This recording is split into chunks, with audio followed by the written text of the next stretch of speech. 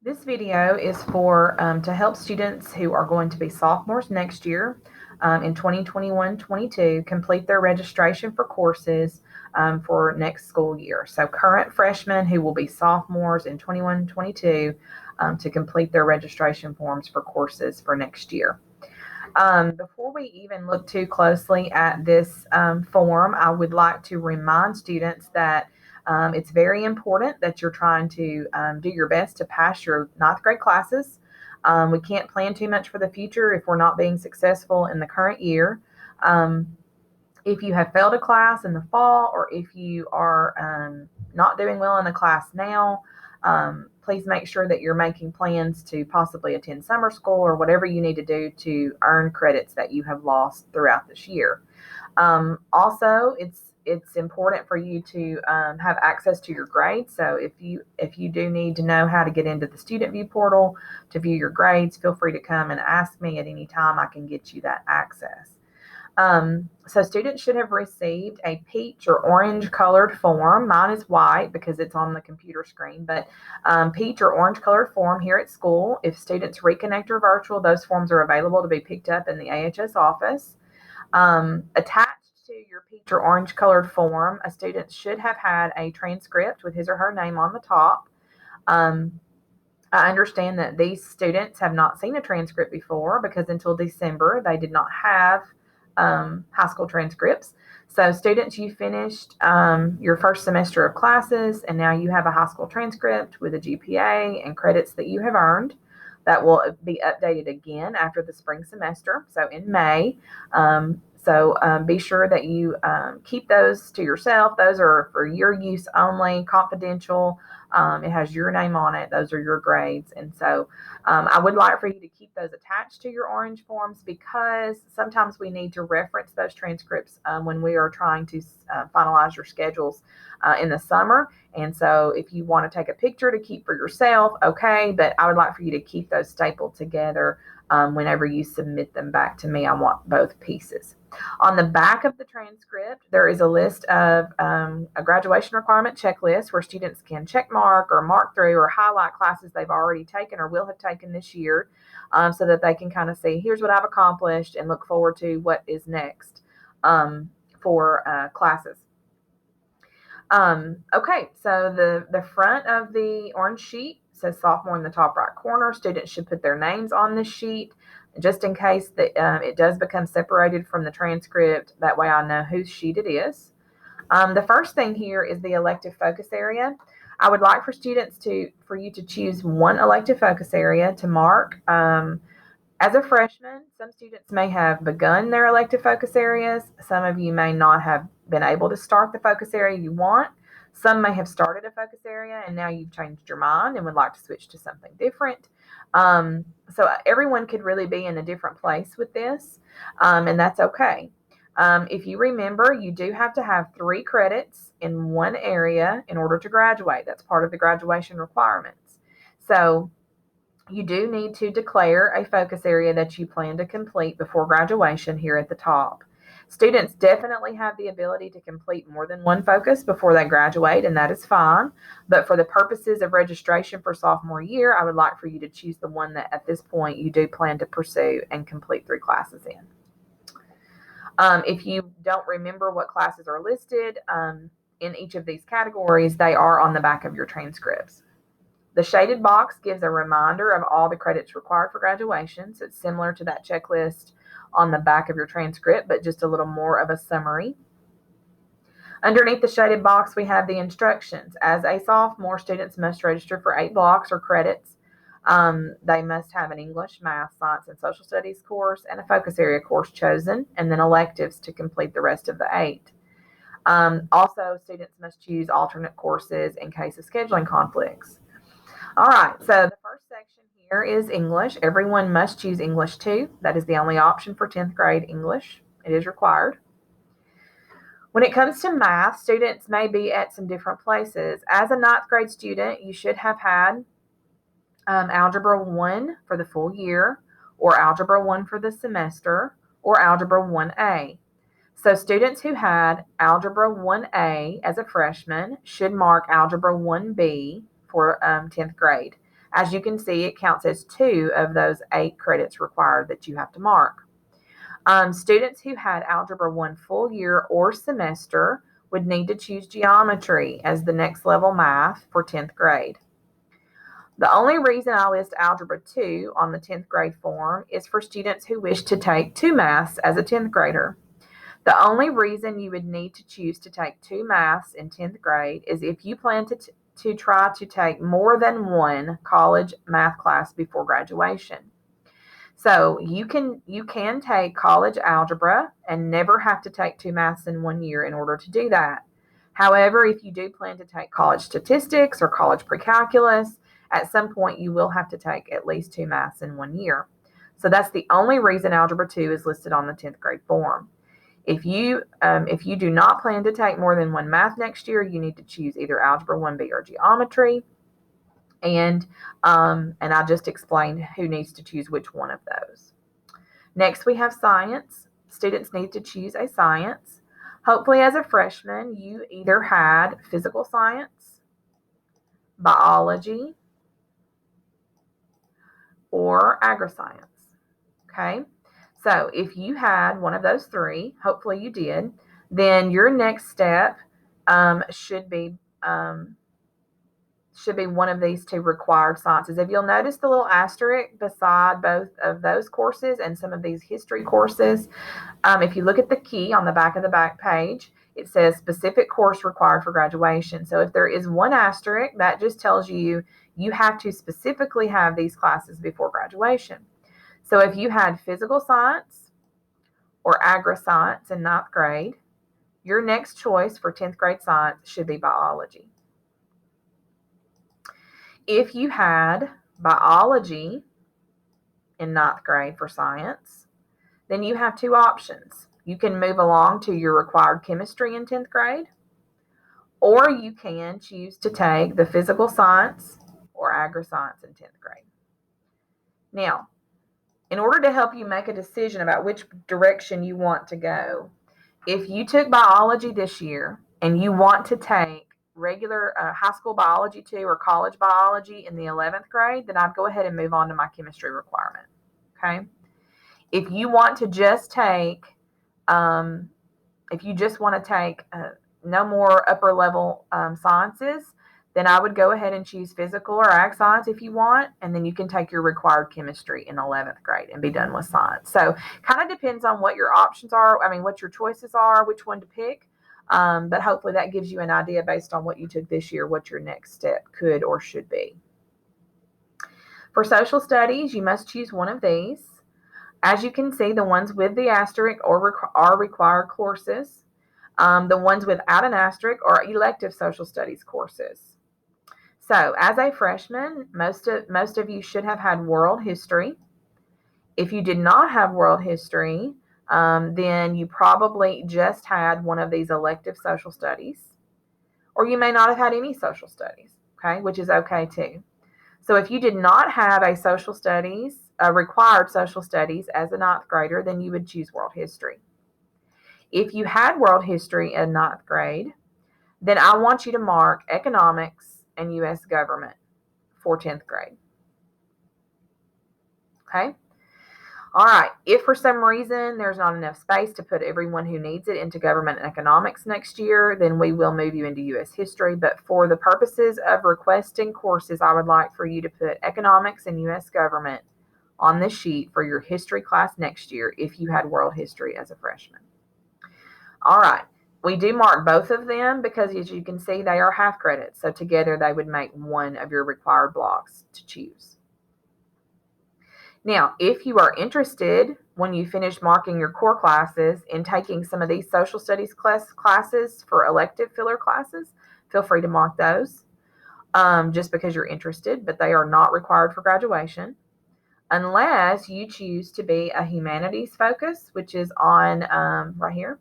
And it's on your white sheet as well, that explains that a humanities focus area means you're choosing to take the required social studies with the asterisk, and you are choosing to take 3 additional social studies for your focus area. So that's kind of how social studies electives work. If you're humanities focused, then you need to choose one of them. If you're not a humanities focus, if you're one of these other focus areas, then the only reason you would pick these elective histories is just if you were interested in taking them as a general elective course. Okay. All right, next we have some other required courses. Most of you took Lifetime Wellness during second block this year as ninth graders. If you did, then you have completed that requirement.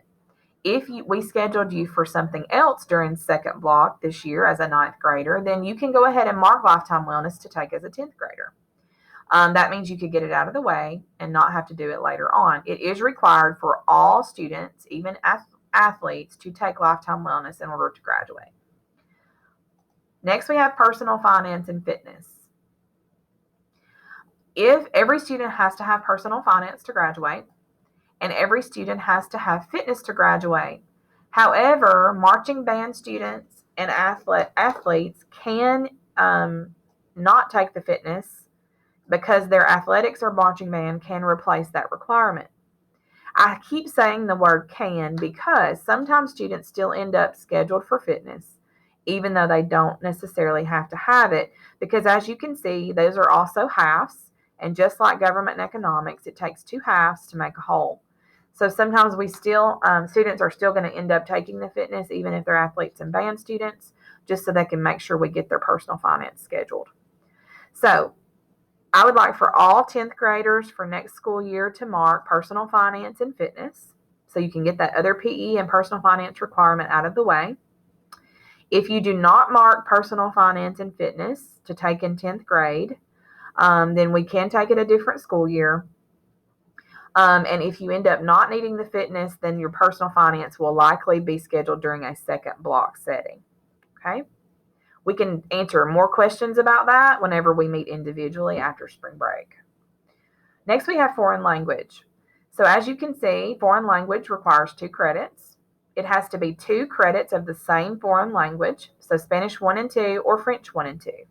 You cannot take Spanish 1 and French 1 and meet the requirement for graduation. That's a state guideline. So if you took Spanish 1 this year as a freshman, you need to mark Spanish 2. If you took French 1 this year as a freshman, you need to mark French 2. If you did not start your foreign language and you are ready to start that, then you need to choose either Spanish 1 or French 1. Now, some of you may remember from last year when we met and sat down with your parents and had our course registration meetings that it is an option to waive foreign language and still earn a diploma. If you do not want to take foreign language during your high school time, then your parent can sign a form that gives you permission not to take it and still graduate. If you do that, then you're going to choose additional elective classes to take the place of what would have been your foreign language. You can obtain a waiver from me at any time, and we can discuss that when we meet one-on-one after spring break, and I can give you one at that time if needed. Some of you may already have waivers signed from freshman orientation or registration last year. Next, we have fine art. As you can see up top, 1 fine art credit is required for graduation. So if you had visual arts 1 this year, or you had music history this year, or you had band, color guard, or chorus at least 1 semester this year, then you have already fulfilled your 1 credit requirement in fine art. You do not have to mark anything else here unless you want to. Band is typically the full year and 2 credits. Color guard, 1 credit for the fall, and chorus theater, 2 credits for the full year. So pay attention to that when you're counting up to get your full schedule of 8 blocks or credits. These would count as 2. Also, if you want to be a fine art focus, if you refer to the back of your transcript where it talks about what classes are needed for a fine art focus, it is 3 additional fine art credits. So if you need the 1 initial to be a fine art focus, you would need 3 additional for a total of 4. So if you took Art 1 and you want to be a fine art focus, then you can sign up for Art 2 next year, or music history. If you're in band, then or chorus, you're automatically going to meet a fine art focus whenever you take it again as a sophomore. And that you can still sign up for other classes as well, but you have that kind of built-in padding for a fine art focus. Also, music history and visual arts too can be chosen just for those general electives, even if that's not your focus area. So feel free to mark those if you want to, but if you have at least one fine art credit already earned, then you're not required to take any more. Athletics. If you are girls basketball, you should mark girls basketball and you should mark the half credit conditioning.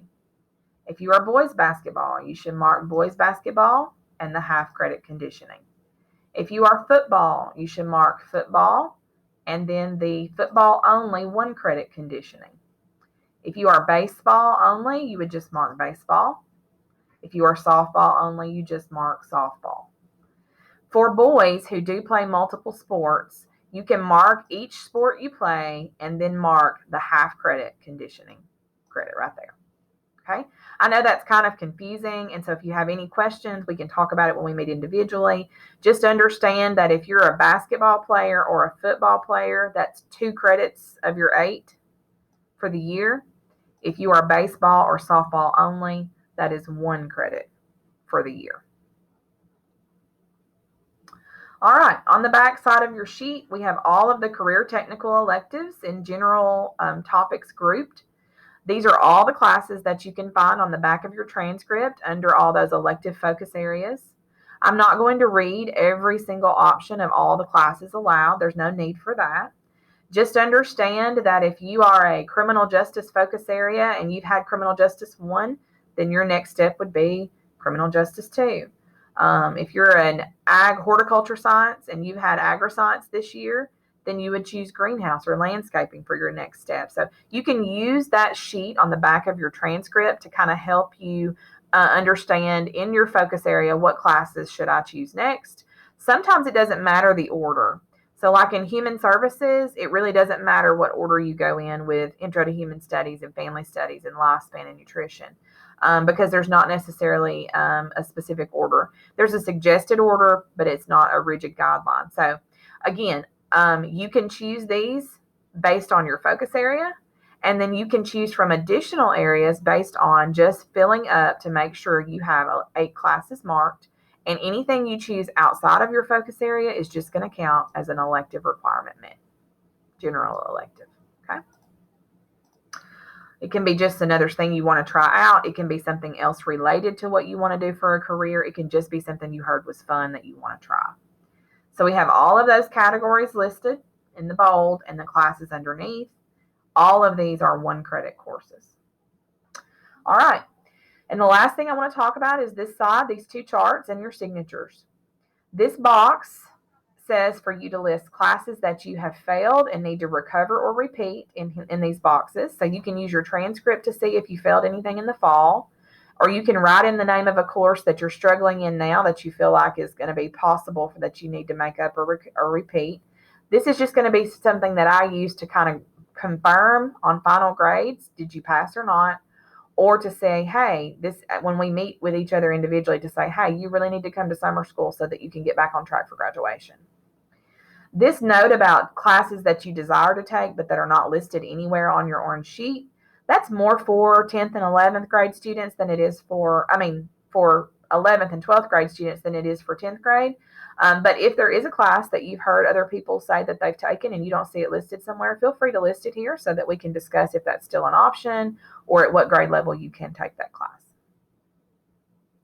And then this chart says your alternate courses. Choose 2 credits. So we all know that sometimes there are going to be scheduling conflicts, more often than not. An example of a scheduling conflict could be that I chose to take Criminal Justice 2. And we only had 1 section of Criminal Justice 2 next school year, 1 section offered. And it is at the same time that I have a geometry class with space available. Geometry is a requirement for graduation, and you have to be in math every year. So I'm going to choose to put you in the geometry class with open spaces before I am Criminal Justice 2. So what that means is if I can't get in Criminal Justice 2, Miss Bowen, then will you put me in AV 1? And that could be an alternate. It just gives you a say-so in maybe what direction we move for your elective classes if there's a conflict to prevent you from getting what you picked. That doesn't mean that you won't ever take Criminal Justice 2, but it might mean that you have to take it the next year. So we like for you to pick at least 2 alternative classes. And we will use those to help us if there's a conflict that prevents you from getting one of the classes you have requested. The last thing is going to be your signatures. Once you have completed and marked for 8 credits or classes on this schedule, you will sign it, a parent or guardian will sign it, and then you will submit those back. In-person students are going to need to turn those in by Monday, March 15th to first block teachers. Reconnect and virtual students will need to bring those back to the school and return them. After spring break, any in-person students, I will probably try to pull and just say, okay, I'm just going to confirm this is good. You got everything marked. That looks good. Do you have any questions? Any reconnect or virtual students, if you would like to meet one-on-one and talk about your schedule request, if you had questions that could not be answered based on the information I provided in this video, then you would need to come in on Fridays beginning after spring break on Reconnect Fridays between 8 and 1:30, and then I can pull your sheet out that you've already turned back into me, and we can discuss it, go over it, and answer questions if you would like to do that. It is not required. Having the sheet submitted and marked is required. The meeting is optional if you are a Reconnect or virtual student, but I will be available and happy to meet with you on those Fridays. Okay, this right here, this checkbox that says student view, that is for office use only, so you don't do anything with that. And that is everything I have to share about the request form for upcoming sophomores in the 2021-22 school year. Thank you.